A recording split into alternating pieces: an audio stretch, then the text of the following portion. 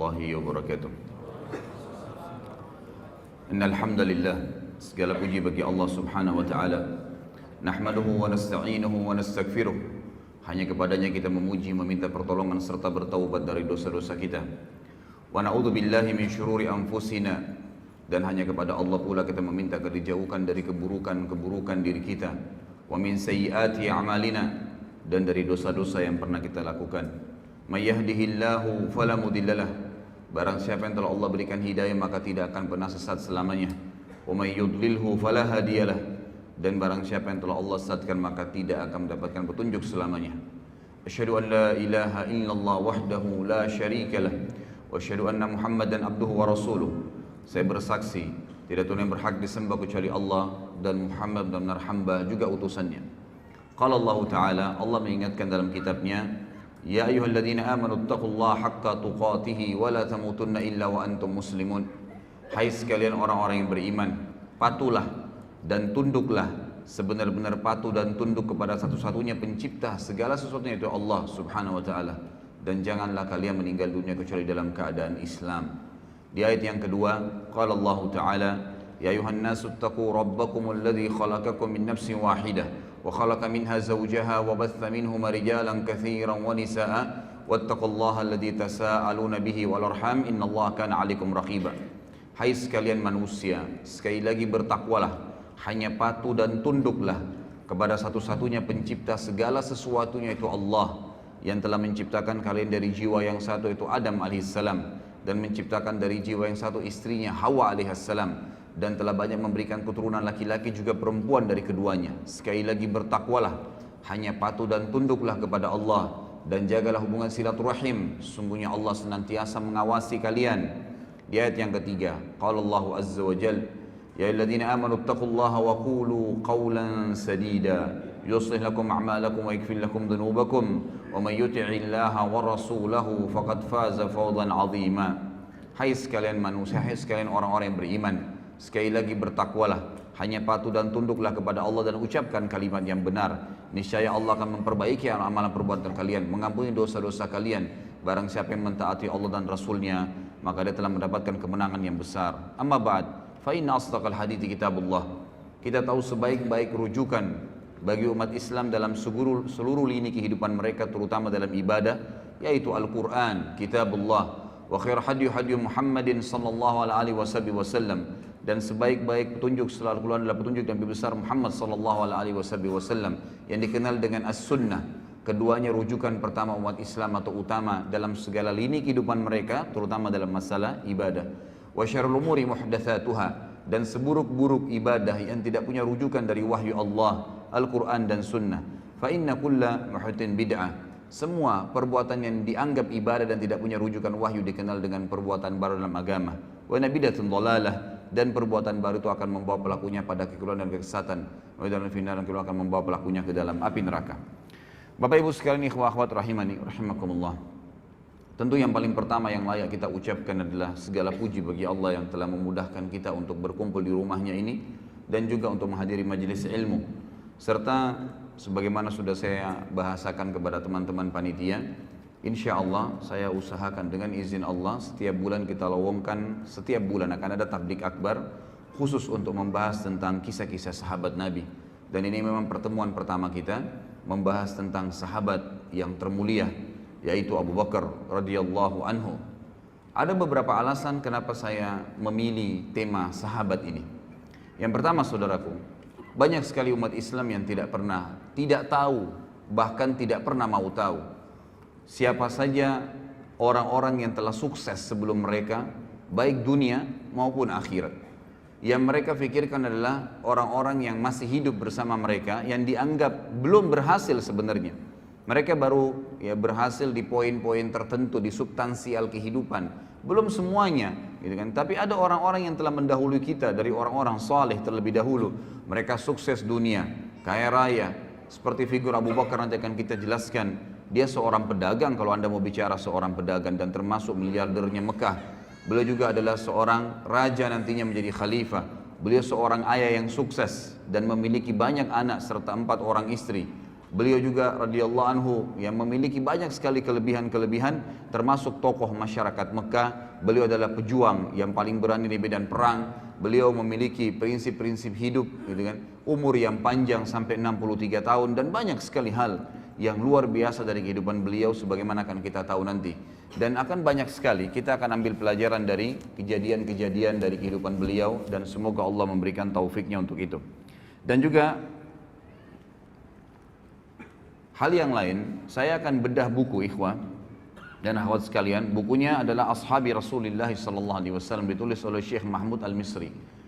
Allahu alam ya, setahu saya semenjak saya baca buku-buku tentang sahabat, saya temukan ini buku yang paling lengkap. Jadi kalau ada teman-teman yang berminat, saya sudah titipkan sama panitia, bisa mendapatkan di panitia. Buku ini ada 4 jilid. Ya, buku ini ada 4 jilid. Dan buku ini akan kita bedah setiap bulannya. Jadi kalau kesempatan sekarang kita akan bahas Abu Bakar, maka yang depan insya Allah mungkin Umar bin Khattab dan seterusnya, maka akan terus mengikuti buku ini. Jadi pun kalau ikhwah dan akhwat memilikinya, maka akan terus kita bedah sampai selesai 4 jilid dengan izin Allah subhanahu wa ta'ala. Saya ingin titik beratkan dalam metode penyampaian saya nanti ini, bahasan ini, dan ini bahasan yang cukup panjang sebenarnya. Sejarah Abu Bakar radhiyallahu anhu ini bukan sejarah yang pendek, sejarah yang panjang, dan Allahu alam kita tidak tahu bisa selesai sampai duhur atau tidak. Maka perlu saya tekankan kepada teman-teman bahwasanya saya tidak fokus kepada tanya jawab nantinya, tapi saya akan fokus ke materi. Dan ini yang lebih penting dalam majelis ilmu. Jadi majelis ilmu itu yang dinomorsatukan adalah materi yang diterima, bukan pertanyaannya. Kalau Allah mudahin nanti di akhir waktu ada kesempatan untuk bertanya, alhamdulillah, gitu kan. Kalau tidak, maka bisa nanti menghubungi saya di luar materi ini seperti yang disampaikan oleh panitia. Setiap Rabu malam Maghrib Isya ada materi yang rutin saya sampaikan di masjid kita ini. Antara Maghrib Isya materi Kitab Al-Kabair dan kemudian dilanjutkan tanya jawab sampai jam 9 malam. Dan itu bebas Anda bertanya apa saja. Saya akan masuk dulu ke judul kita. Judul kita ini menggapai derajat Siddiq bersama Abu Bakar. Karena ada kalimat Siddiq yang saya terima atau yang saya titik beratkan pada saat saya sampaikan judul ke panitia, maka saya akan jelaskan dulu kalimat Siddiq itu sebelum masuk ke masalah siapa itu Abu Bakar dan apa yang kita bisa ambil dan kenapa beliau mendapatkan julukan Siddiq itu sendiri. Saudaraku, Siddiq itu diambil dari kata sadaqa yasduqu yang berarti jujur, tanggung jawab, amanah, penuh kepercayaan. Itu artinya. Kalau seseorang itu memiliki sifat kriteria tadi dari definisinya, maka dia dikatakan siddiq untuk laki-laki dan siddiqah untuk perempuan. Allah Azza wa Jalla menggunakan kalimat siddiq ini di banyak dalam ayat Al-Quran. Ada orang-orang yang memang Allah sebutkan, seperti misalnya Allah sebutkan tentang Yusuf alaihissalam dalam surah Yusuf urutan 12 ayat 46. Allah subhanahu wa ta'ala berfirman, A'udzu billahi minasyaitonir rajim, Yusufu ayyuhas siddiq. Al-ayah. Tentu ada lanjutan ayatnya, tapi ini saksi bahasan. Wahai Yusuf, ya, orang yang siddiq. Karena Yusuf alaihissalam adalah orang yang penuh dengan amanah, tanggung jawab, kejujuran dan kepercayaan penuh. Kemudian juga Allah subhanahu wa ta'ala sebutkan tentang Ibrahim alaihissalam di dalam surah Maryam urutan 19 ayat 41. A'udzu billahi minasyaitonir rajim, wadhkur fil kitabi Ibrahim innahu kana siddiqan nabiyya. Al-ayah. Dan ingatlah tentang kisahnya Ibrahim. Penyampaian Allah tentang Ibrahim, sesungguhnya dia nabi, sesungguhnya dia seseorang yang siddiqan nabiyya. Dia adalah orang yang sangat jujur, penuh dengan kepercayaan, ya, apapun yang disampaikan tentang kebenaran dia akan dukung, dan dia juga seorang nabi. Kata para ulama tafsir di sini Allah Subhanahu wa taala mendahulukan memuji Ibrahim alaihissalam dengan siddiq sebelum nabi. Berarti siddiq ini punya kedudukan tersendiri karena sebab utama para nabi-nabi ditunjuk oleh Allah justru karena mereka punya sifat sidq. Jadi ini asasnya nanti kita akan titik beratkan. Jadi dengan adanya sifat sidq tadi, kejujurannya, amanahnya, tanggung jawabnya, kepercayaan penuh tentang kebenaran sehingga dia siap mempertahankan dan membela kebenaran tersebut, itu yang akan membuat Allah Subhanahu wa taala menunjuk mereka, memberikan mereka posisi ya sebagai nabi. Sebagaimana nanti akan kita titik beratkan banyak poin-poin masalah ini. Kemudian Allah Subhanahu wa taala juga menyebutkan tentang Maryam alaihissalam, ibunya Nabi Isa. Ya. Di dalam firman-Nya surah Al-Maidah urutan 5 ayat, ya ini kurang jelas saya tulis ya, sekitar 100 ayat 150-an. A'udzu billahi minasyaitonir rajim. Mal masih ibnu Maryam illa rasulun qad khalat min qablihi ar-rusul wa ummuhu siddiqah. Kana ya'kulani at-ta'am. Unzur kaifa nubayyinu lahumul ayati thumma anzur anna yufakun. Sesungguhnya Masih ibnu Maryam, Nabi Isa alaihissalam adalah jelas seorang rasul, utusan Allah, dan telah terdahulu sebelumnya banyak rasul-rasul, dan ibunya adalah siddiqah. Ya, jadi di sini penggunaan untuk perempuan siddiqah. Jadi Maryam alaihissalam ini, dia Maryam binti Imran bersaudara dengan Asia binti Imran, dan dua wanita ini adalah wanita yang sangat mulia. Mereka betul-betul siddiqah, jujur dari pertama masih kecil sampai mereka besar, itu tidak pernah tidak yakin dengan Allah Azza wa Jalla dan para nabi-nabi, sampai Allah karuniai dua perempuan ini melahirkan anak, dua-duanya nabi. Kalau dari Maryam lahirlah Isa, dan dari Asia adiknya Maryam itu lahir Yahya. Dua-duanya nabi alaihi wassalam. Dan ini yang ditemui oleh Nabi sallallahu alaihi wasallam di langit kedua pada saat Isra dan Mi'raj, bertemu dengan dua orang sepupu, Yahya dan Isa, karena ibu mereka bersaudara. Mereka berdua, kata Allah, si Maryam ya, alaihissalam dan anaknya Isa alaihissalam, mereka pernah makan atau mereka makan makanan seperti manusia biasa. Ini bantahan terhadap orang Nasrani yang mengatakan Isa adalah anak Tuhan. Maka lihatlah bagaimana kami menjelaskan kepada mereka ayat-ayat kami, dan lihatlah ya apa yang mereka responkan, apa yang mereka jawab. Tentu ada banyak ayat-ayat berhubungan dengan masalah hal-hal seperti ini, tapi saya mengambil beberapa cuplikannya. Allah Subhanahu wa taala menekankan tentang siddiq itu, dan ini yang kita titik beratkan ya. Sebelum menjelaskan Abu Bakar dan ikhwas sekalian, harapan saya dengan izin Allah Subhanahu wa taala, saya dan antum sekalian bubar dari pengajian ini insya Allah membawa sifat siddiq ini, karena ini target utama dan ini sifat luar biasa. Kalau antum milikin sifat ini, insya Allah antum jadikan ini sebagai pondasi menjalankan agama Allah, baik itu menjalankan perintah yang wajib ataupun sunnah, atau meninggalkan yang haram ataupun makruh, antum akan sangat tenang. Anda akan sangat tenang dalam mengerjakan perintah-perintah tersebut, dan juga sangat tenang dalam meninggalkan larangan-larangan tadi. Merasa memang nyaman sekali dan merasa menikmati yang halal dan meninggalkan yang haram. Kenapa? Karena pondasinya adalah sidq. Bagaimana betul-betul sebagaimana Allah ceritakan. Apa itu sidq? Allah tekankan di dalam Al-Quran, surah Al-Hadid urutan 57 ayat 19. A'udzu billahi minasyaitonir rajim. Walladzina amanu billahi wa rusulihi ulaika humus siddiqun wasyuhada'u 'inda rabbihim lahum ajruhum wa nuruhum walladzina kafaru wa kadzdzabu biayatina ulaika ashabul jahim. Terjemahannya, dan orang-orang yang benar-benar mengimani, meyakini keberadaan Allah dan seluruh rasul-rasulnya tidak terkecuali, sehingga apapun yang diperintahkan oleh Allah dan Rasulnya tidak ada keraguan dalam mengimaninya dan menjalankannya serta mempraktekannya. Nggak ada keraguan. Jenggot diperintahkan Nabi SAW langsung dilakukan, tidak ada keraguan. Sholat diperintahkan awal waktu afdal azan, langsung sholat, tidak pakai peduli. Seseorang muslim disuruh tutup auratnya langsung, tidak pakai membantah, tidak pakai berpikir. Itu cirinya orang siddiq. Apapun, mau mengeluarkan uang atau mau mendapatkan pendapatan, ternyata kita khawatir itu adalah haram, bisa mengundang murkanya Allah, ditinggalkan seketika. Itu ciri siddiq. Orang yang benar-benar yakin kalau Allah larang maka pasti berbahaya buat dia, dan kalau Allah perintahkan pasti baik buat dia. Itu asasnya.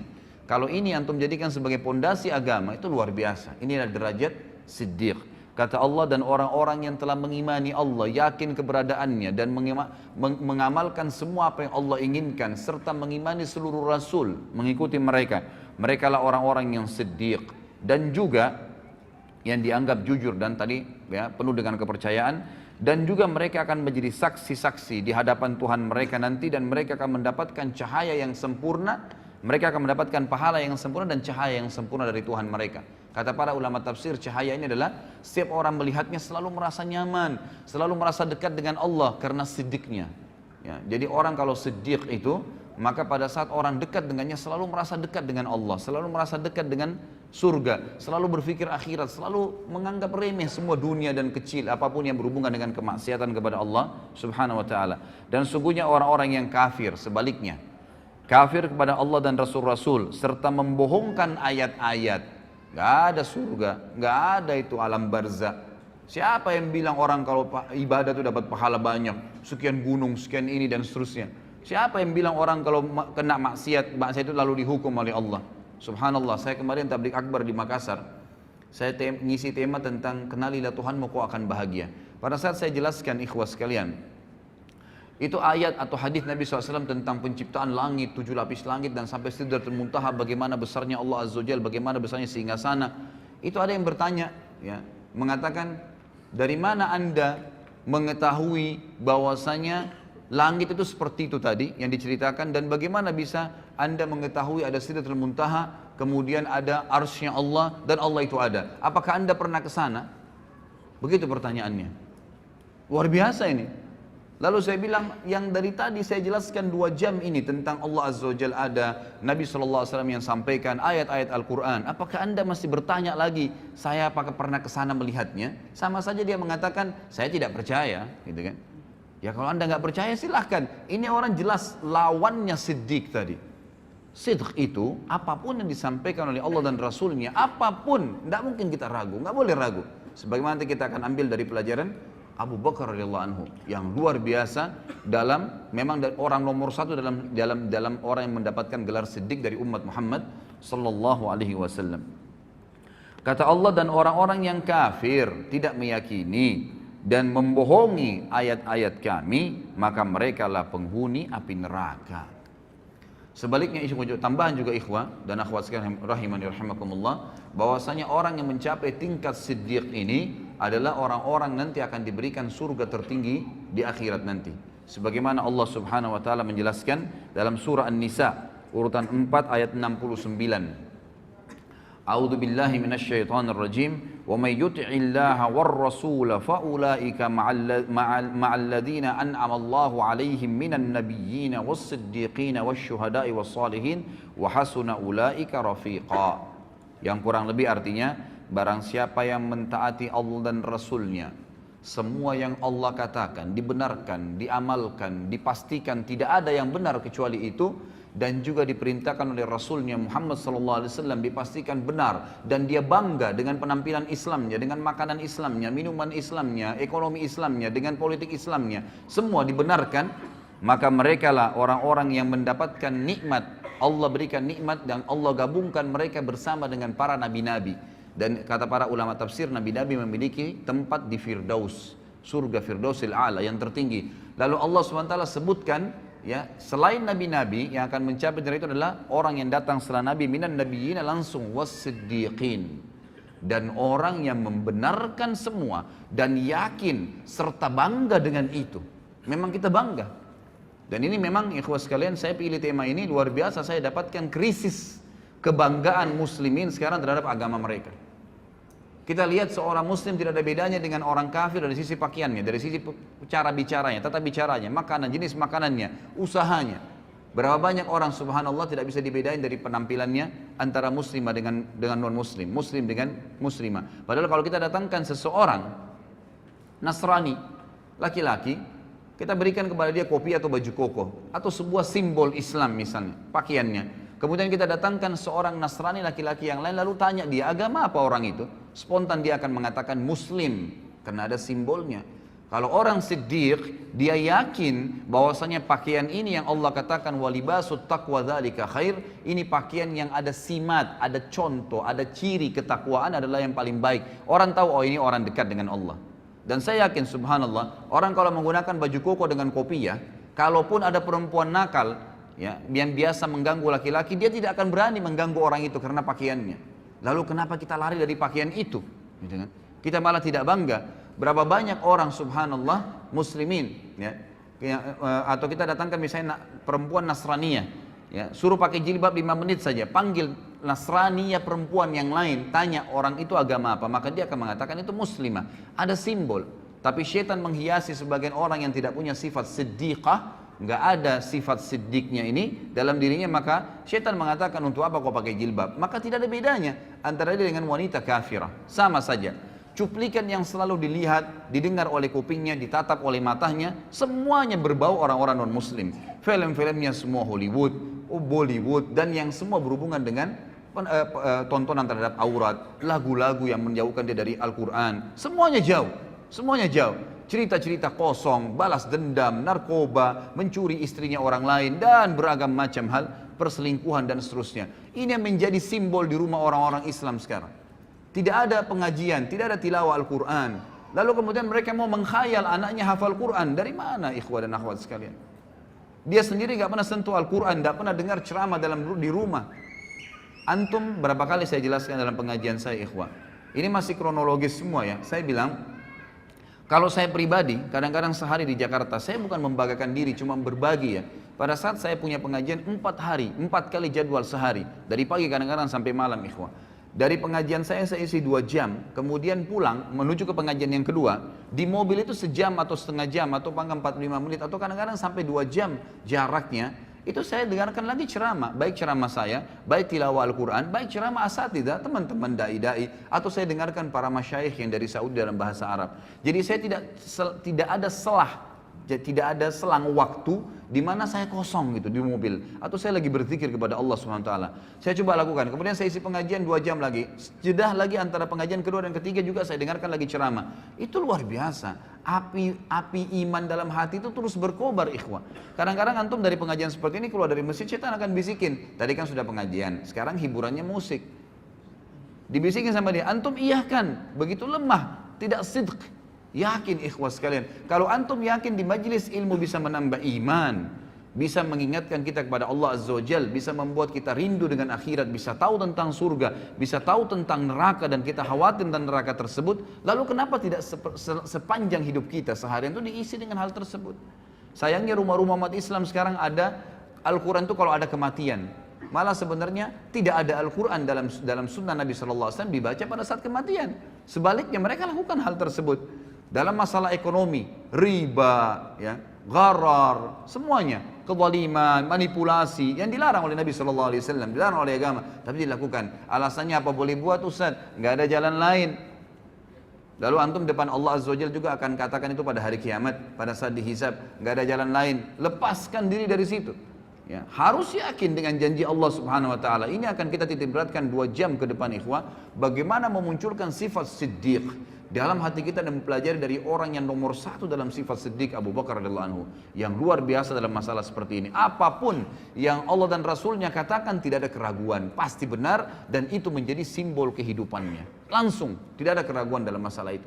Masalah politik sudah dijelaskan dalam Islam, harus orang alim, harus orang yang faham agama Allah, yang tahu halal haramnya Allah, baru jadi pemimpin. Mana pernah pemimpin negara kita ada orang yang alim? Ya, padahal Nabi SAW mengatakan apa? Al-ulama warathatul anbiya. Ulama itu pewarisnya para nabi. Emang sudah begitu. Nabi-nabi ini pemimpin manusia. Sekarang kalau ada kiai, ada ustadz, ada da'i, dicalonkan jadi presiden, disorotin oleh masyarakat. Untuk apa da'i masuk di politik? Subhanallah. Lalu kalau bukan ustadz atau ada da'i atau ulama yang memimpin anda, siapa yang akan pimpin anda? Orang-orang fasik seperti sekarang?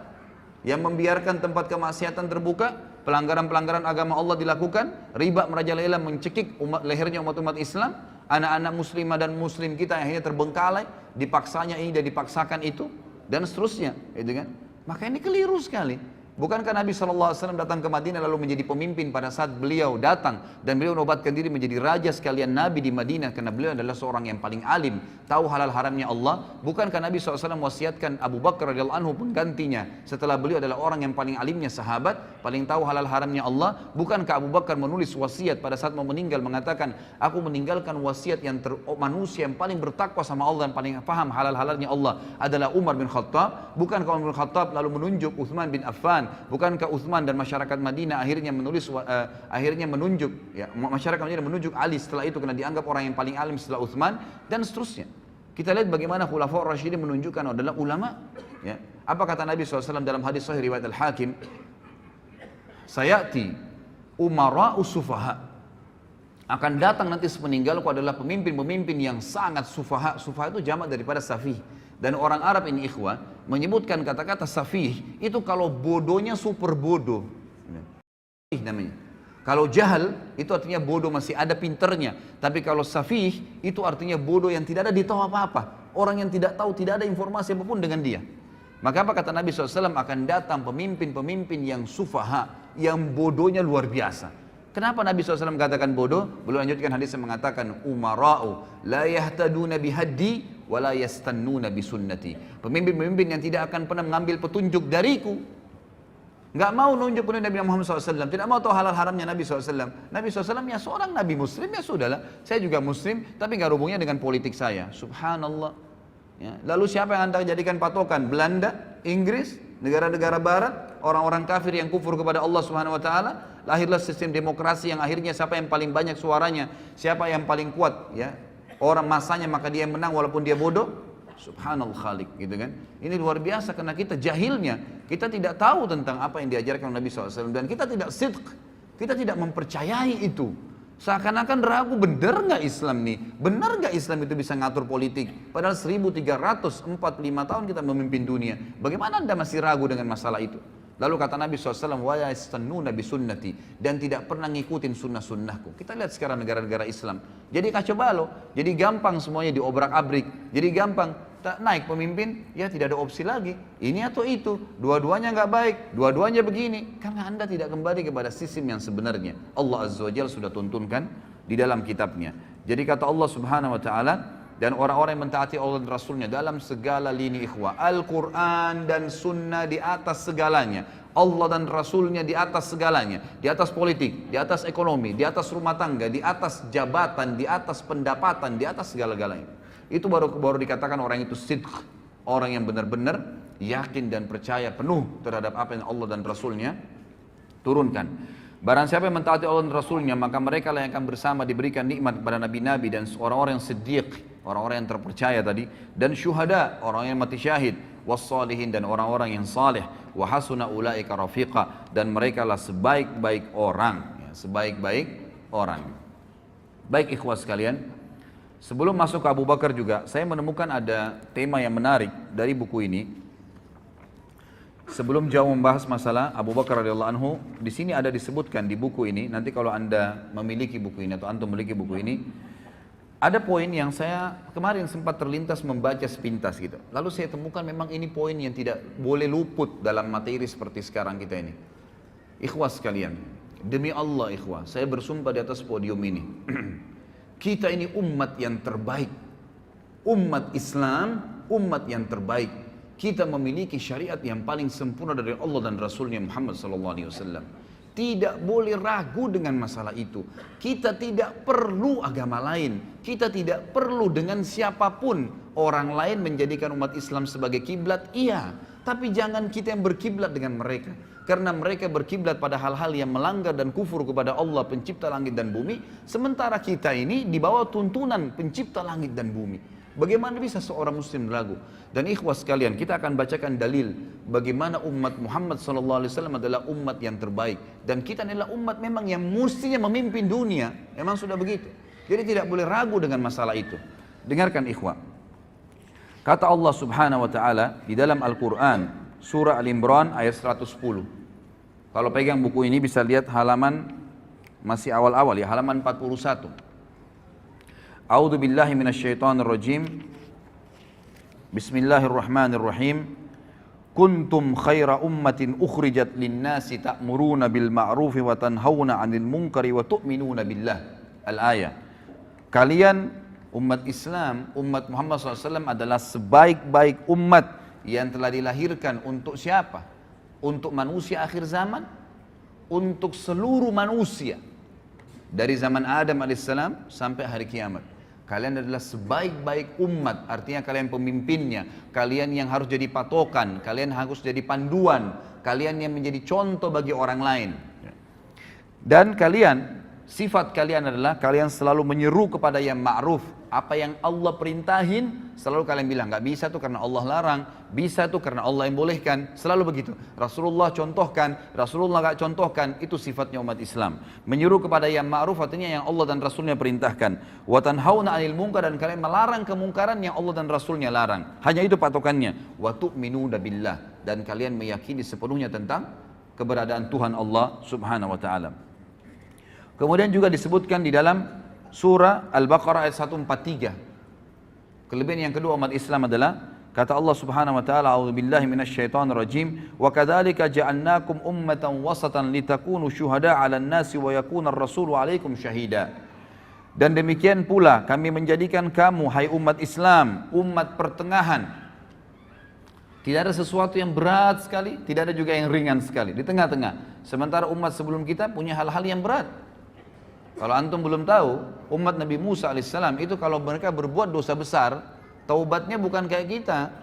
Taubatnya kalau kita ini tinggal sesalin, tinggalin, selesai. Janji sama Allah tidak ulangin, diampuni dosanya. Kalau sama Nabi Musa, Pak. Kalau ada umatnya mengeluh, wahai Musa, saya baru berzina, saya baru buat dosa besar. Apa kata Musa alaihissalam dalam surah Al-Baqarah? Faqtulu anfusakum, bunuh diri kalian. Berat itu. Buat dosa taubatnya bunuh diri. Zaman dulu. Umat Islam tidak seperti itu, enggak seberat itu, ringan, lebih ringan.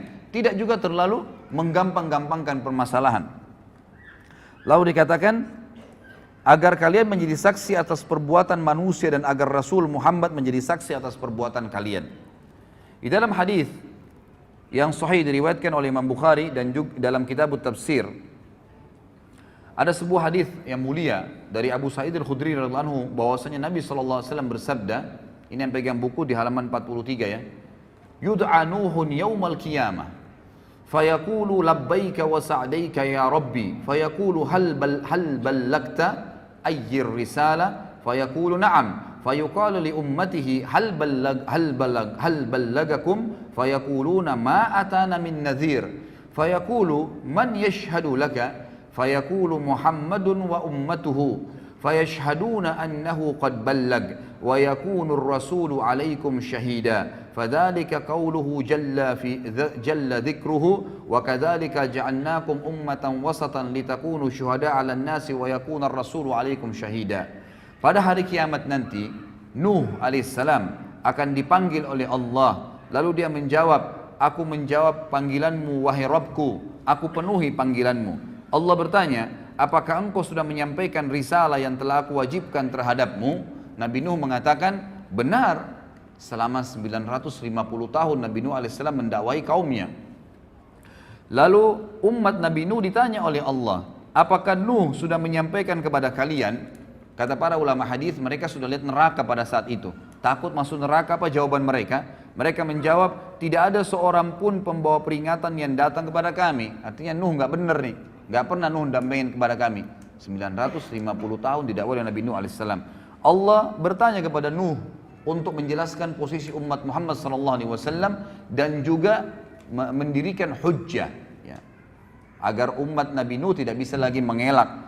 Kata Allah SWT kepada Nuh, siapa yang menjadi saksi untukmu? Nuh menjawab, Muhammad dan umatnya. Maka umat Muhammad SAW pun semuanya datang, tidak terkecuali, bersaksi bahwa Nuh telah menyampaikan dan Rasulullah SAW menjadi saksi atas mereka sebagaimana Allah telah firmankan dalam Al-Quran. Dan demikian pula kami telah menjadikan kamu umat Islam, umat pertengahan agar kamu menjadi saksi atas perbuatan manusia dan agar Rasul Muhammad menjadi saksi atas perbuatan kalian. Di dalam hadis yang lain, kata Nabi SAW dari Jabir radhiyallahu anhu, hadis ini diriwayatkan oleh Ibnu Abi Hatim dengan sanad jayyid dan juga disebutkan dalam Al-Hafidh dalam Fathul Bari maksudnya. Kata Nabi SAW, ma min rajulin minal umami illa wadda annahu minna ayyatuhal ummah ma min nabiyyin kadzabahu qaumuhu illa wa nahnu syuhada'uhu yaumal qiyamah an qad ballaga risalatallahi wa nasaha lahum. Tidak ada seorang pun dari umat-umat sebelum kita, kata Nabi SAW, kecuali dia berharap berasal dari kita, wahai umat Islam. Ini perkataan Nabi ya. Sekali lagi kata Nabi SAW, ketahuilah tidak ada seorang pun dari umat-umat sebelum kita, karena kita ini umat terakhir, gitu kan. Kecuali karena nabi-nabi mereka sampaikan nanti akan datang umat terakhir, nabinya paling sempurna, umatnya paling baik, paling banyak pengikutnya, paling pertama masuk surga, banyak kelebihan-kelebihan nanti. Lalu mereka kecuali berharap, semuanya berharap umat-umat sebelum kita, termasuk golongan kita ini. Termasuk golongan kita umat Islam. Tidak ada seorang nabi pun yang didustakan oleh kaumnya kecuali kita adalah saksi-saksinya pada hari kiamat bahwasanya dia telah menyampaikan risalah Allah dan menasihati mereka. Juga disebutkan di dalam hadis yang lain, ini mohon maaf saya tidak bisa bacakan semua karena hadisnya panjang. Saya pindah ke halaman setelahnya, halaman 45. Kata Nabi SAW dalam hadis yang sahih diriwayatkan oleh Ahmad dan Tirmidzi juga Ibnu Majah. Dan ini dihasankan oleh Syekh Albani sebagaimana dijelaskan dalam footnote-nya. Kata Nabi SAW, innakum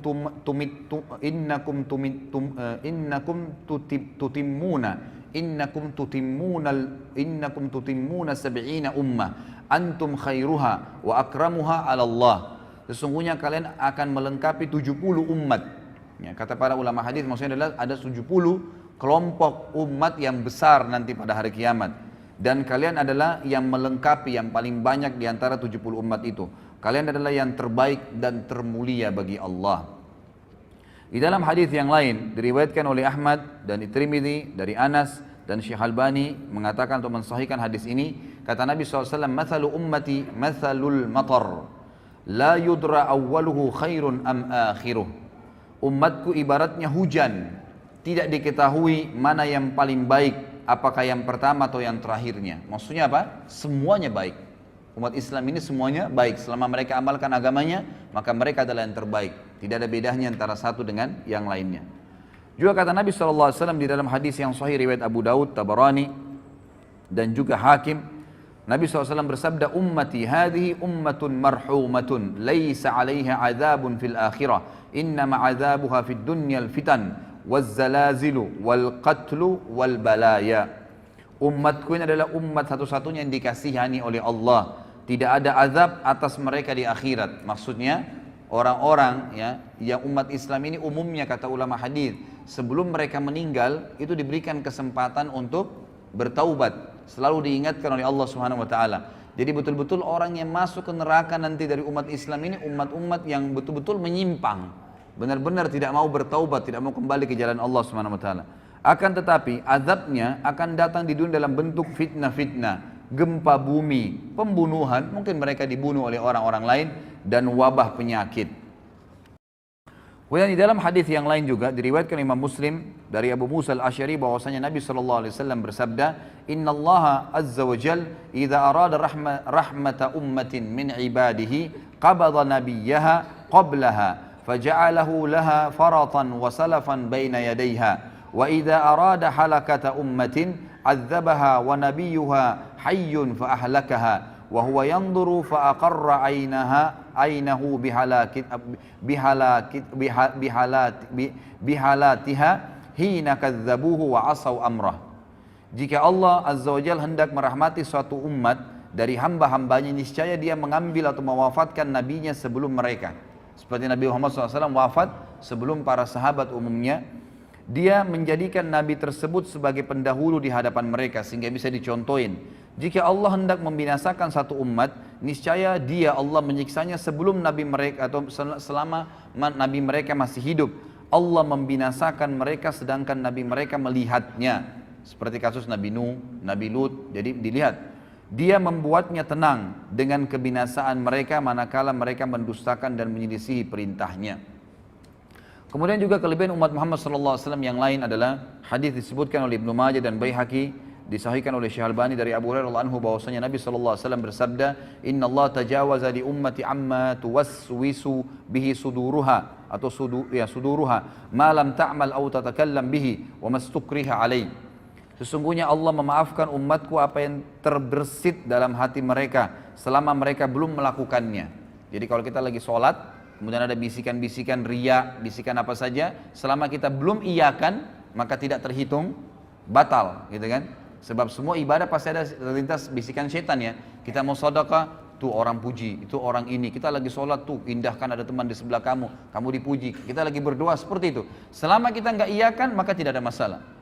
Tapi kalau kita sudah iyakan, baru terjadi riya itu, mendapatkan dosa. Seperti itu. Allah SWT memudahkan bagi umat ini seperti itu.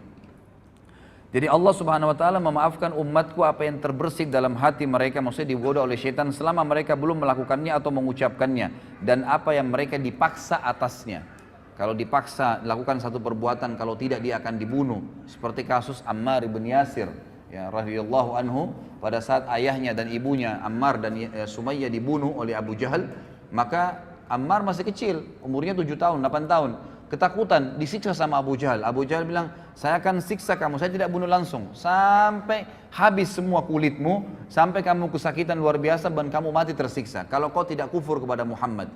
Maka kata Ammar, baiklah, apa yang kau mau wahai Abu Jahal? Kata Abu Jahal, katakan saya kufur kepada ya risalahnya Muhammad, kufur kepada kenabian Muhammad. Maka Ammar mengatakan, saya kufur kepada risalahnya Muhammad. Lalu Abu Jahal tidak puas, lewatlah unta betina. Lalu kata Abu Jahal, saya tidak akan lepaskan kau kecuali kau katakan unta ini Tuhanku. Maka Ammar pun berkata, unta ini Tuhanku, baru dilepas. Ammar bin Yasir radhiyallahu anhu waktu lepas dari azab merasa menyesal, ya terbebani hatinya. Kenapa tadi nggak sekalian biarin aja saya disiksa? Lalu dia datang kepada Nabi SAW mengatakan, umur 7 tahun, 8 tahun ini luar biasa imannya. Lalu kata Ammar, ya Rasulullah sambil nangis, bagaimana bisa ini? Saya tadi mengucapkan begini dan begitu ya Rasulullah, karena saya takut dibunuh. Kata Nabi SAW, wahai Ammar, kalau seandainya diulangin lagi kepadamu besok, ucapkanlah. Selama memang bukan hatimu yang menginginkannya. Artinya memang dipaksa, gitu kan? Ini terlepas dari, ini adalah sebuah hal yang tidak dihukum bagi umat Muhammad sallallahu alaihi wasallam. Kemudian juga dikatakan oleh Nabi sallallahu alaihi wasallam di dalam hadis diriwayatkan oleh Ibnu Abi Asim dari Anas dan dihasankan oleh Syekh Albani dalam Sahihul Jami', kata Nabi SAW, Inna Allah Ta'ala kad ajara ummati min an tajtami ala dhalalah. Sesungguhnya Allah Ta'ala telah melindungi umatku sehingga mereka tidak bersepakat di atas kesesatan. Artinya selama mereka berpegang pada Al-Quran dan Sunnah, maka mereka insya Allah tidak akan sesat. Kemudian juga ya, di dalam hadis yang diriwayatkan oleh Imam Muslim dan Ahmad juga Nasai dari Hudzaifah radhiyallahu anhu, bahwasanya Nabi SAW bersabda, fuddilna 'alan nasi bi thalath, ju'ilat sufufuna ka sufufil malaika, wa ju'ilat lana al-ardu kullaha masjida, wa ju'ilat turbatuha lana tahura, idza lam najidil ma, wa u'titu hadhil ayat min akhir suratil Baqarah min kanzin tahtal arshi lam yu'taha nabiyyun qabli. Kami diberikan umat Islam ini 3 keutamaan kata Nabi SAW atas semua manusia. Yang pertama, saf-saf kami dijadikan seperti safnya para malaikat. Nah, jadi memang pengaturan saf salat itu dianjurkan seperti safnya malaikat, sebagaimana sabda Nabi SAW kepada para sahabat dalam hadis Bukhari Muslim, tidakkah kalian mengatur saf kalian sebagaimana para malaikat mengaturnya? Lalu kata para sahabat, bagaimana malaikat mengatur saf mereka ya Rasulullah? Kata Nabi SAW, mereka menyempurnakan saf demi saf, setelah penuh baru pindah ke saf yang kedua, setelah penuh baru pindah saf ketiga dan seterusnya. Yang kedua adalah seluruh bagian bumi ini dijadikan bagi kami sebagai masjid. Boleh dibangun masjid dimanapun tempatnya, selama tanah itu bukan tanah hasil rampasan atau yang haram, maka boleh dibangun masjid. Dan yang ketiga, debunya bumi ini dijadikan untuk kami sebagai alat bersuci jika kami tidak mendapatkan air. Bisa bertayamum dari mana saja, ya, debu yang ada.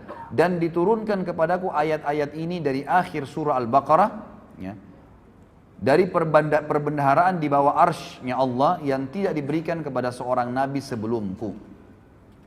Kemudian juga tentu di sini ada banyak sekali ya hadis-hadis Nabi SAW yang mungkin saya tidak bisa bahas semua. Tentu saya berharap ikhwan dan akhwat bisa memiliki bukunya. Sekali lagi karena buku ini akan kita bedah setiap bulannya dengan izin Allah. Kalaupun memang Allah memberikan ada halangannya, maka minimal Anda sudah memiliki buku rujukan yang saya jadikan sebagai referensi utama ini. Di sini ada banyak sekali ya, dan saya tutup dengan hadis ya, di mana Nabi SAW menyebutkan ada 2 hadis ya, yang pegang buku di halaman 53 langsung.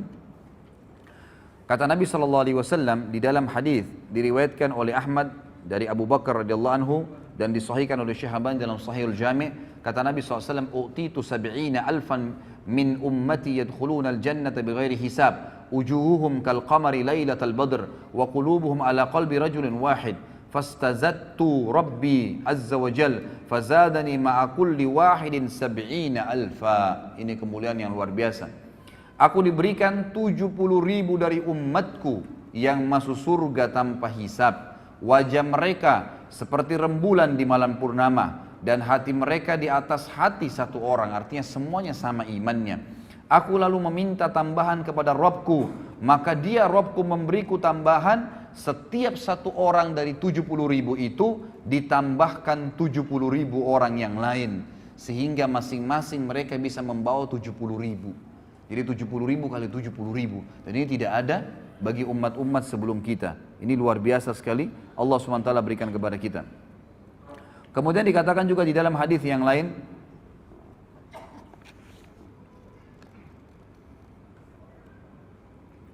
diriwayatkan di halaman 54 ya, footnote nomor 24, diriwayatkan oleh Ahmad, Tirmidzi dan Ibnu Majah dari Burairah radhiyallahu anhu, disahihkan oleh Syekh Albani sama di Sahih Jami', kata Nabi SAW, "Ahlul jannati ishruna wa mi'atu saf, thamanuna minha min hadhil ummati wa arba'una min sairil umam."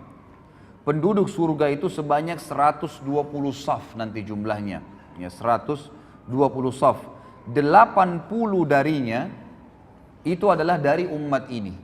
80 saf dari 120 yang masuk surga itu adalah dari umat ini. Sedangkan 40 yang lain adalah 40 yang sisa dari umat yang lainnya. Jadi cuman bayangkan ya, dari Nabi Adam alaihissalam sampai Nabi Isa alaihissalam, berapa miliar manusia, itu cuman 40 saf. Sementara kita ini 80 saf yang masuk ke dalam surga pada hari kiamat. Kata ulama hadis, ini menandakan fadilah yang sangat besar, dan dijanjikan juga umat ini akan sangat banyak jumlahnya, akan sangat banyak pengikutnya. Baik, ini kurang lebih wacana, gambaran tentang pentingnya kita mengetahui kita adalah umat yang terbaik, ikhwah. Maka banggalah dengan agama Islam ini, jalani hidup ini, jadikan Islam sebagai tradisi, dan jangan balik. Garis bawahi kata-kata saya ini, jangan balik, jangan menjadikan tradisi sebagai Islam, nggak boleh. Tradisi, suku, adat, negara, habiskan semua, nggak ada. Bagi saya, karena saya Muslim, Islam yang menjadi tradisi hidup saya. Selesai. Maka kita punya standarisasi tradisi. Mau di Afrika, mau di Eropa, mau orang bule, mau orang hitam, mau orang Arab, mau orang Melayu, mau orang dari manapun, suku manapun, kalau kita bertemu dengannya maka akan sama semua perilakunya, pakaiannya, makanannya, minumannya, tutur katanya, akhlaknya, semua akan sama. Karena yang dijadikan tradisi adalah Islam. Itu yang dititik beratkan, ikhwah.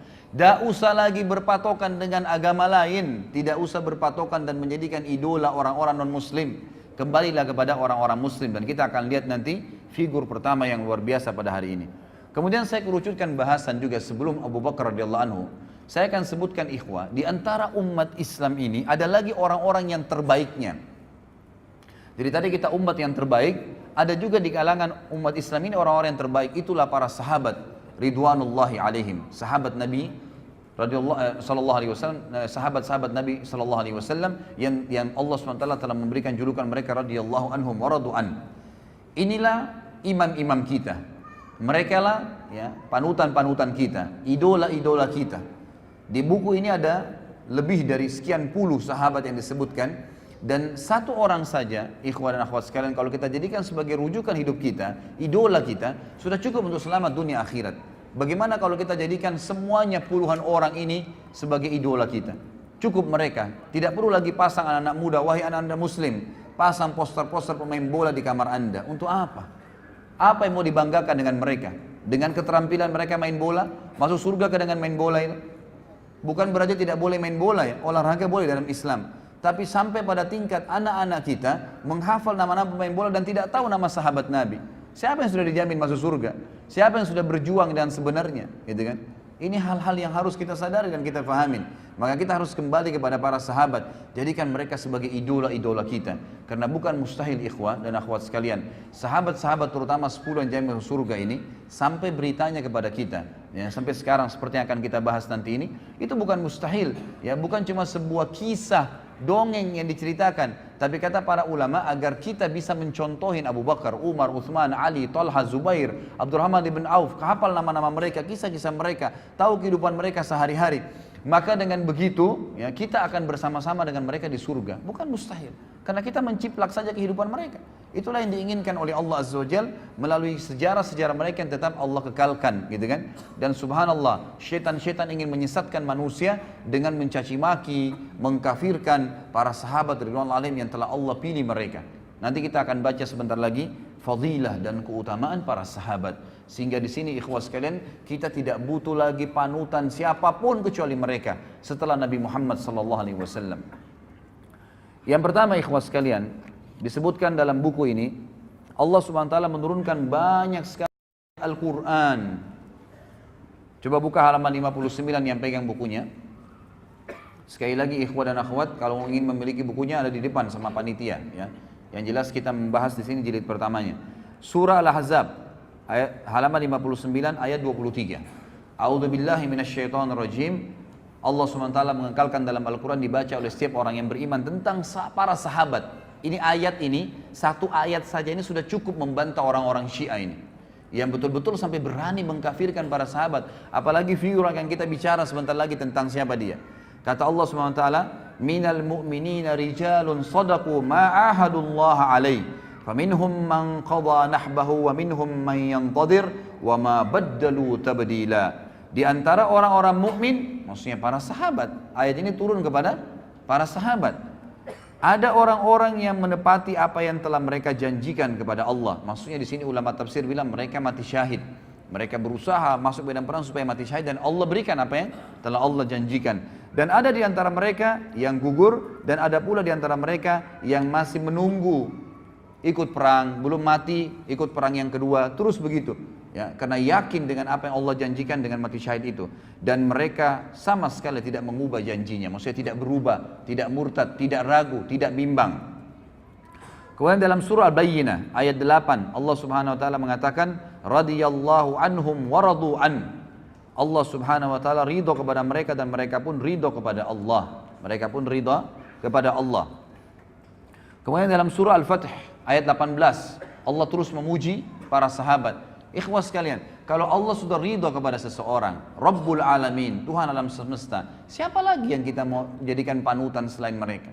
Yang diridhoi oleh atasannya, diridhoi oleh presiden dan rajahnya, diridhoi oleh keluarganya dan istrinya atau suaminya? Jauh sekali. Diridhoi oleh pencipta langit dan bumi, radhiyallahu anhum wa radu an. Allah sudah ridha kepada mereka, semua sahabat. Di sini jamak, radhiyallahu anhum, tidak terkecuali, gitu kan? Waradu'an, dan mereka juga ridho dengan Allah, ridho dengan agama ini, mereka memilih itu. Kemudian juga dalam surah Al-Fatih ayat 18 halaman 60-nya, a'udzubillahi minasyaitonirrajim, kata Allah SWT, laqad radiyallahu 'anil mu'minina idh yubayyi'unaka tahta asy-syajarati fa'alima ma fi qulubihim fa'anzala as-sakinata 'alaihim wa athabahum fathan qariba. Sungguh Allah telah meridai orang-orang yang beriman. Siapa mereka itu? Sahabat di sini. Ketika mereka berjanji kepadamu, hai Muhammad. Siapa di antara kita pernah ketemu dengan Nabi SAW? Tidak ada. Yang pernah ketemu adalah para sahabat. Ayat ini turun kepada mereka. Kata Allah SWT, sungguh Allah telah meridai orang-orang mukmin ketika mereka berjanji setia kepadamu, hai Muhammad, di bawah pohon. Dia mengetahui apa yang ada dalam hati mereka. Maksudnya Allah tahu hati-hati para sahabat yang bersih dari kekufuran. Lalu dia Allah memberikan ketenangan atas mereka dan memberikan balasan kepada mereka dengan kemenangan yang dekat. Kemudian juga dalam surah Al-Fath ayat 29. Terus bertubi-tubi Allah jelaskan tentang siapa sahabat ini. Inilah idola kita, saudaraku. Kata Allah SWT, a'udzubillahi minasyaitonirrajim, Muhammadur Rasulullah walladzina ma'ahu asyidda'u 'alal kuffari ruhama'u bainahum tarahum ruk'an sujjadan yabtaguna fadlan minallahi wa ridwana simahum fi wujuhim min atharis sujud dzalika mathaluhum fit taurat wa mathaluhum fil injili kazar'in akhraja shat'ahu fa'azarahu fastagladha fastawa 'ala suqi yu'jibu az-zurra'a liyaghidha bihimul kuffar wa'adallahu alladhina amanu wa 'amilus solihati minhum maghfiratan wa ajran 'azima. Muhammad itu, kata Allah SWT, adalah benar-benar utusan Allah. Dan orang-orang yang bersama dengan dia. Siapa orang bersama dengan Nabi SAW? Kita kan? Orang-orang yang nanti belum lahir kan? Orang yang hidup bersama Nabi SAW, sahabat. Makanya para ulama memberikan definisi sahabat adalah orang yang melihat Nabi SAW dengan mata kepalanya, beriman dengan Nabi SAW dan meninggal dalam keyakinan tersebut. Itu namanya sahabat. Di sini dipuji oleh Allah SWT. Mereka bersama dengan Muhammad, mereka bersikap tegas terhadap orang-orang kafir, dan mereka berkasih sayang sesama mereka. Kalian melihat mereka ruku dan sujud. Ini cirinya para sahabat, selalu sibuk dengan ruku dan sujud saja, ibadah kepada Allah SWT, mencari karunia Allah dan keridhaannya. Pada wajah mereka tampak tanda-tanda bekas sujud, di dahi mereka hitam. Demikianlah sifat-sifat mereka yang diungkapkan dalam Taurat dan juga diungkapkan dalam Injil.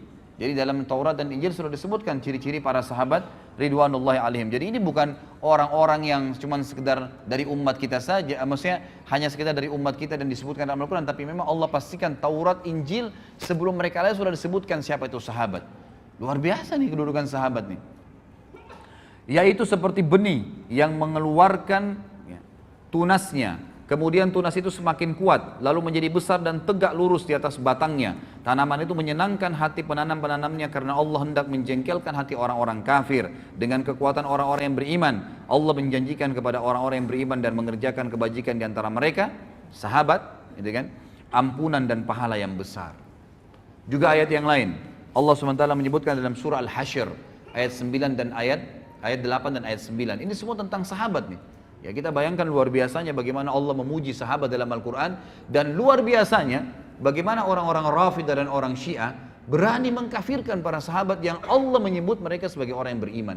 Ini luar biasa nih, ya. Sampai mereka mengangkat bendera untuk membunuh, ya, orang-orang yang sudah mengikuti Nabi SAW, ini sahabat-sahabat Nabi. Dan sampai saya dengarkan cuplikan salah satu tokoh orang-orang Syiah sekarang di Iran. Dia membahasakan dalam bahasa Arab, gitu kan, tapi saya tidak ingat namanya. Tadi sempat saya lihat terlintas ada cuplikannya di YouTube, gitu kan. Dia sempat mengatakan munculnya orang-orang teroris sekarang yang banyak membom sana sini dan membunuh-bunuh ini, itu karena memang mereka, ya, tidak faham tentang agama ini.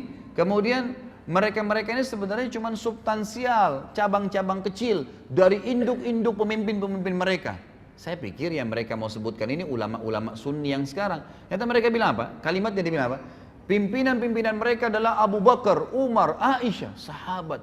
Yang mestinya ini akar-akarnya semua ini yang kita harus putuskan dan kita kafirkan, kita perangin sehingga tidak muncul lagi teroris. Luar biasa gitu. Ya, naudzubillah, alaihimul la'nah. Allah SWT akan melaknat mereka dengan cara seperti ini. Apa kata Allah kekal ikhwah dalam Al-Quran? Al-Quran bukan buku yang saya tulis. Firman Allah SWT dalam surah Al-Hasyr ayat 8 dan ayat 9. A'udzu billahi minasyaitonir rajim. Lil fuqara'il muhajirin alladziina ukhriju min diyarihim wa amwalihim yabtaguna fadlan minallahi wa ridwana.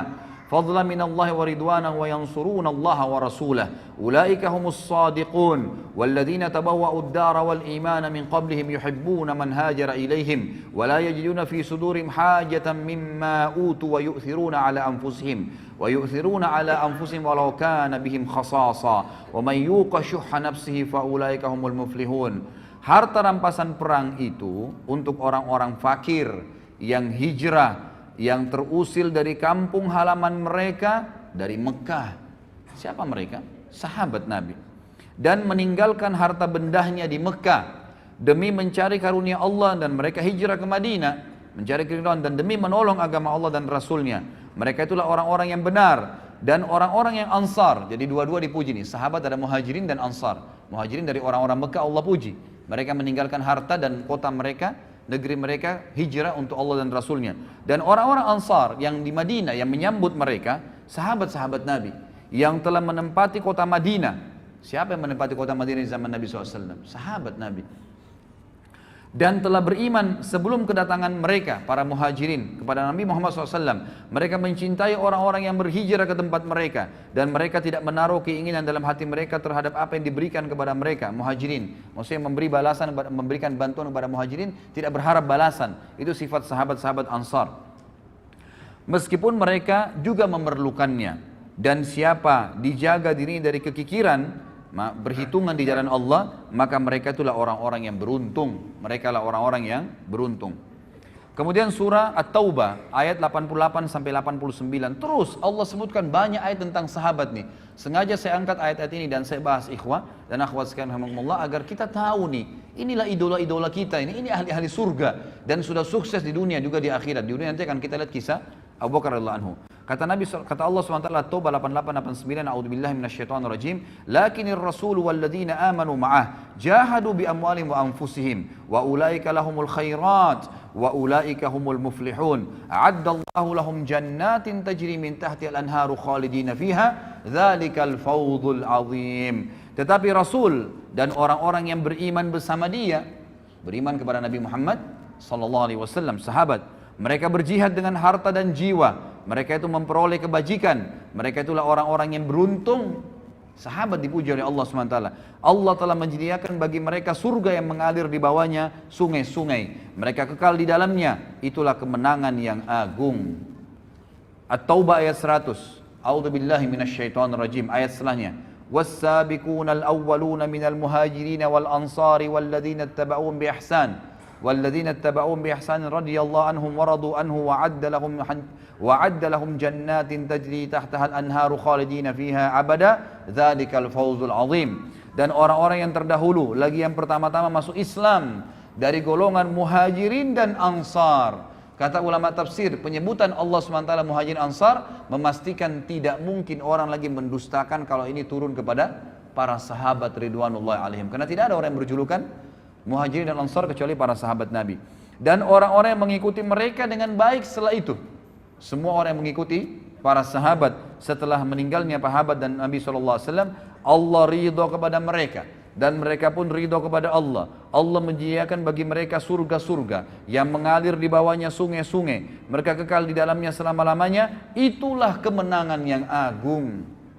Ikhwah akhwat sekalian, ikuti para sahabat, sahabiat Nabi, pertahankan sampai malaikat maut mencabut ruh anda, maka pasti kita akan masuk surga. Allah yang berfirman, Allah sediakan surga yang di bawahnya mengalir sungai-sungai. Gak usah pusing lagi dengan artis fulan, idola profesor, doktor ini. Sibuk dengan sahabat Nabi ridwanullahi alaihim. Wallahi ikhwah, Abu Bakar gak punya ijazah dari Amerika, Umar gak punya ijazah dari Eropa, tapi memimpin negara menjadi orang yang sangat adil, dan mereka kaya raya, pedagang yang berhasil, keturunannya semua sukses. Kita akan lihat bagaimana Abu Bakar dalam kehidupannya luar biasa. Ya, bukan berarti saya katakan tidak usah berpendidikan formal, silahkan, gitu kan. Tapi jangan itu dijadikan sebagai idola, panutan, seakan-akan sudah melupakan semua orang-orang yang sudah kita sebutkan dari kalangan sahabat. Selanjutnya surah At-Taubah 117. Kata Allah Subhanahu wa taala, a'udzubillahi minasyaitonirrajim, laqad taballahu 'alan nabiyyi wal muhajirin wal ansari alladziina ittaba'uhum fi sa'atil usr. Alladziina ittaba'uhu fi sa'atil usrati min ba'di ma kada yazigu qulubu fariqin minhum thumma taba 'alaihim innahu bihim raufur rahim. Allah berfirman, ya, sungguh Allah telah menerima taubat Nabi Muhammad sallallahu alaihi wasallam dan orang-orang muhajirin dan orang ansar. Di sini Allah bukan sebutkan mukminin umumnya, tapi di sini dikhususkan Nabi dan muhajirin dan ansar. Artinya sahabat-sahabat yang mengikuti Nabi pada masa-masa kesulitan di awal-awal Islam. Sulit sekali menyebarkan Islam. Ikhwah sekarang dan akhwat sekalian, kita luar biasa ya. Lahir zaman sekarang ini luar biasa kalau bagi saya bilang. Kita lahir Quran sudah sempurna, masjid sudah banyak, orang tua kita muslim, ya. Di mana-mana tersebar agama Islam. Sudah jelas, masjid di Mekah sudah bebas dari kekufuran, Madinah sudah bisa dikunjungin, orang bisa umroh haji sepuasnya. Luar biasa Islam. Kalau kita lahir di zaman Nabi SAW, ikhwah, nggak gampang jadi sahabat. Luar biasa sulitnya. Nggak ada lampu, nggak ada penerangan pada saat itu. Ada seorang Nabi buta huruf, nggak bisa baca, nggak bisa nulis, ngaku Nabi. Kira-kira kalau antum hidup di zaman Mekah dulu, beriman nggak? Gitu kan? Tidak ada lampu, nggak ada apa-apa, orang yang hidup bersama-sama di padang pasir lalu ngaku saya Nabi. Apalagi nanti kita bahas masalah Isra dan Mi'raj, ada borak, kuda bersayap, terbang, perjalanan Palestina Mekah sebulan bisa ditempuh dalam satu malam. Mungkin kita bersama dengan Abu Jahal, naudzubillah, gitu kan. Tapi kita hidup sekarang luar biasa, hidup dengan sahabat itu masa-masa kesulitan, luar biasa mereka bisa beriman pada saat itu. Setelah hati segolongan dari mereka hampir berpaling, kemudian Allah menerima taubat mereka. Sungguhnya Allah Maha Pengasih lagi Maha Penyayang terhadap mereka. Kemudian juga ayat yang lain, dan ini saya angkat saja ayat yang terakhir karena ini cukup banyak dalilnya. Dalam surah Al-Kahfi, ya.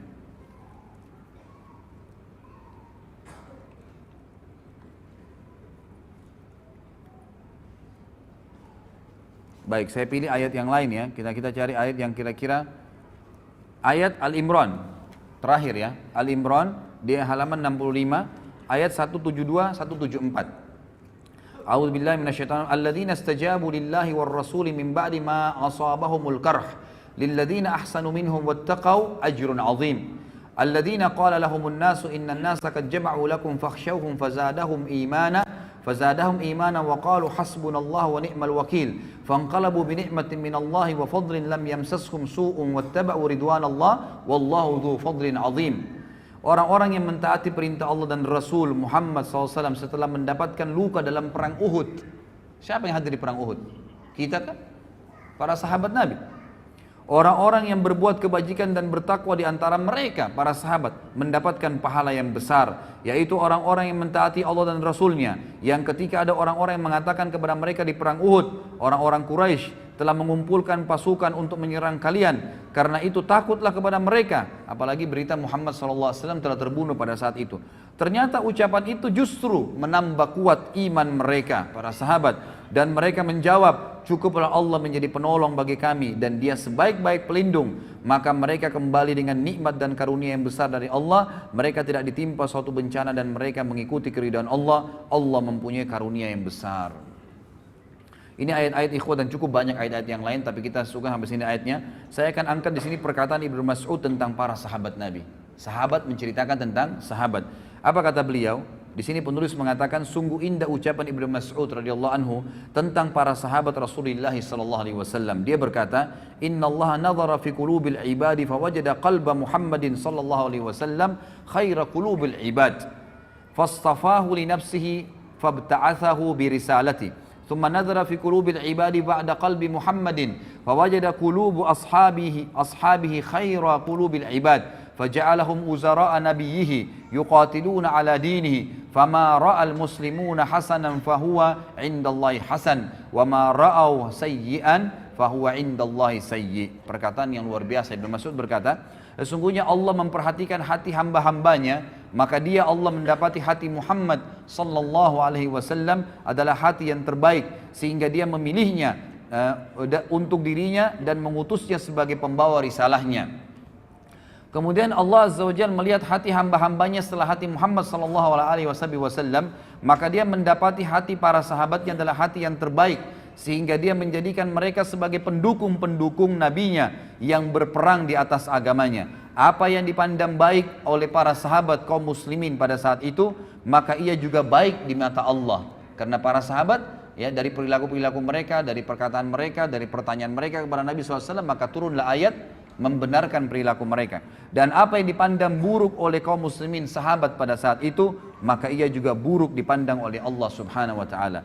Juga Ibnu Mas'ud pernah berkata, "Man kana mustanna falyastanna biman qad mat, fa innal hayya la tu'manu alaihi al-fitnah." فأولئك أصحاب محمد صلى الله عليه وسلم أبر هذه الأمة قلوبا وأعمقها علما وأقلها تكلفا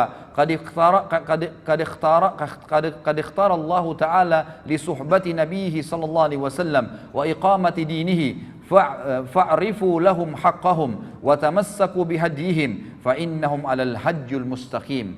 Barang siapa ingin meneladani seseorang, maka hendaklah dia meneladani orang-orang yang sudah wafat. Karena orang yang masih hidup tidak dapat jaminan terhindar dari fitnah. Mereka itulah orang-orang terbaik dari sahabat Muhammad sallallahu alaihi wasallam. Umat ini yang paling mulia hatinya. Dari umat Muhammad ini, para sahabat yang paling mulia hatinya, paling mendalam ilmunya, dan paling sedikit memaksakan ya dirinya. Maksudnya di sini memaksakan diri dalam hal-hal duniawi. Allah Ta'ala telah memilih mereka untuk menjadi sahabat-sahabat Nabi-Nya Sallallahu Alaihi Wasallam dan menegakkan agamanya, dan kenalilah, maka oleh karena itu kenalilah hak-hak mereka dan berpeganglah kepada petunjuk-petunjuk mereka, karena mereka berada di atas jalan yang lurus. Diriwayatkan oleh Ibnu Abdul Bar dalam Jami' Bayan Ilm wa Fadli, dan juga disebutkan melalui jalur Qatadah dan Ibnu Mas'ud, diriwayatkan, dan Syekh Albani mengatakan, ya, dikatakan ini adalah hadis yang sahih. Ini kurang lebih gambaran tentang para sahabat. Tentu masih ada lagi fadilah-fadilah dan bisa dibaca dari halaman 67. Itu terlalu banyak, ya, terlalu banyak hadis-hadis di sini yang disebutkan oleh Nabi sallallahu alaihi wasallam.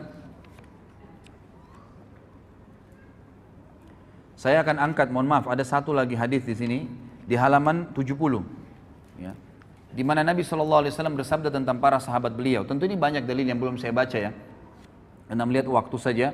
Hadis yang diriwayatkan oleh Imam Muslim dan Ahmad juga, ya, banyak disebutkan oleh imam-imam yang lain, di mana Nabi sallallahu alaihi wasallam bersabda tentang sahabat, "An-nujumu amanatun lis-sama', fa idza dhahabat an-nujum atas sama'u ma tu'ad, wa ana amanatun li ashabi, fa idza dhahabat ata ashabi ma yu'adun, wa ashabi amanatun li ummati, fa idza dhahaba ashabi ata ummati ma yu'adun." Bintang-bintang adalah penjaga bagi langit. Artinya selama bintang ada di langit, maka orang bisa tahu yang terang langit itu. Jika bintang lenyap, maka akan datang kepada langit apa yang dijanjikan. Kalau Allah sudah angkat bintang-bintang itu, maka langitnya akan kiamat. Aku adalah penjaga bagi para sahabatku. Jika aku pergi wafat, maka akan datang kepada para sahabatku apa yang dijanjikan kepada mereka. Artinya akan ada, ya, sahabat akan menyebar dan akhirnya mereka juga akan menemukan beberapa kendala, tapi mereka tinggal kembali kepada panduan Nabi sallallahu alaihi wasallam. Sahabat-sahabatku adalah penjaga bagi umatku. Jika sahabat-sahabatku telah pergi wafat, maka akan datang kepada umatku apa yang dijanjikan kepada mereka. Artinya mereka akan berselisih kalau mereka tidak mengikuti para sahabat ridwanullahi alaihim. Juga di sini halaman 71 nanti ikhwah bisa baca, ini hadis juga yang agung, bahwasanya banyak fakta sejarah disebutkan di dalam banyak sekali hadis riwayat Muslim, ya, hadis riwayat Bukhari, banyak disebutkan hadis-hadis di mana pernah terjadi peperangan. Sering kali terjadi peperangan di zaman Nabi SAW meninggal, kemudian pemimpin perang berkata kepada pasukannya, apakah ada di pasukan kita ini yang pernah menjadi sahabat Nabi? Maka mereka mengatakan ada, si fulan dan si fulan. Maka Allah memberikan kemenangan karena keberadaan sahabat itu. Kemudian dalam peperangan yang lain berkata juga pemimpin-pemimpin, setiap peperangan di zaman tabi'in mereka berkata, adakah sahabat yang ikut? Oh, ada si fulan masih hidup di pasukan. Maka Allah berikan kemenangan lagi karena adanya sahabat. Lalu setelah itu, setelah para sahabat meninggal semua, lalu terjadi peperangan, pernah terjadi fakta lapangan, para tabi'in berkata, ya, seorang pemimpin perang pernah berkata, apakah ada orang di antara kalian yang pernah menemani sahabat Nabi? Maksudnya menjadi sahabatnya Nabi, tabi'in. Maka berkata mereka, ada si fulan dan si fulan. Maka Allah pun memberikan kemenangan justru karena ada di situ muridnya para sahabat ridwanullahi alaihim. Jadi di sini kita bisa lihat bagaimana Allah Azza wa Jalla memberikan kemenangan-kemenangan untuk, ya, pasukan-pasukan jihad karena adanya para sahabat ridwanullahi alaihim. Ini kurang lebih kronologisnya ikhwah sekalian, dan memang agak panjang tadi saya sampaikan agar memang kita menyadari tentang pentingnya kedudukan kita umat Islam dan juga pentingnya kedudukan para sahabat ridwanullahi alaihim. Sekarang kita masuk ke inti bahasan tentang umat nomor satu, ya, atau dari umat ini yang nomor satu, yang dinomorsatukan oleh para ulama, ya, ulama sunni semua sepakat mengatakan umat atau orang yang paling terbaik dari umat Muhammad sallallahu alaihi wasallam setelah Nabi Muhammad adalah Abu Bakar radhiyallahu anhum. Saya akan mulai ikhwah. Abu Bakar ini beliau berada atau berasal dari suku yang masyhur, ya.